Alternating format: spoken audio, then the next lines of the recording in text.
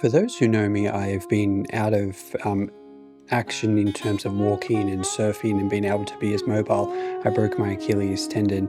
And welcome to a video to speak about religion. I must confess I am quite religious, and I must admit that that is something that I find completely freeing, and I would like to try to explain that. In Him, we have our being, and because of Him and because that we are hidden in Him, and I'm speaking of Christ, the one that existed before all things existed, because of Him we have our life and breath, and we exist and we dwell in Him.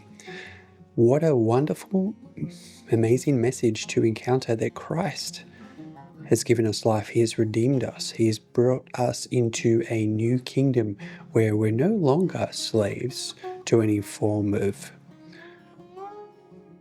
anything that's holding us down. You can fill that in.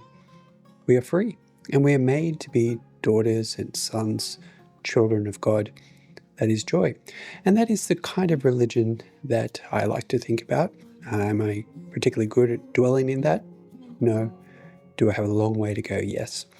And I hope that this video does get some views, in the sense that one person out there says, I think it's okay to be religious if religion gives you freedom, love, and peace, gives you purpose in life. And it is also okay to be made fun of for being religious, especially if that is for the reason of loving people and being able to see our fellow brothers and sisters in humanity, and also those in the faith, with endearing eyes and with love and compassion.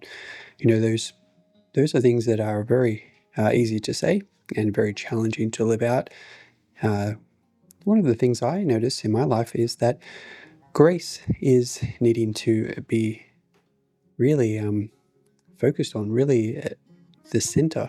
And I think in our very polarizing news cycles and ways that we even approach theology in apologetic sense, we fall into the trap, and I fall into the trap, to think that everything has to be polarized. It has to be, this is the truth, that is wrong.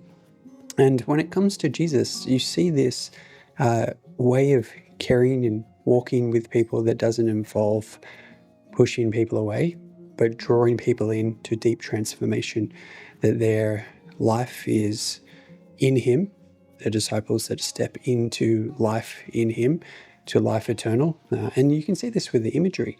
I know that you have heard this before when we talk about the bread, Jesus being the bread, Jesus being the wine, the blood that He poured out.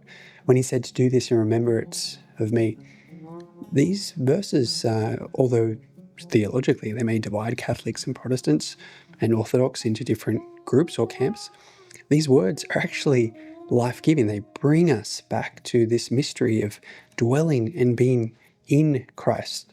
There's that old word, partaking, being part of this body. What a joy. Thanks for watching. I'll see you in the next video. And I do have some coffee in this, and I hope I won't destroy my microphone.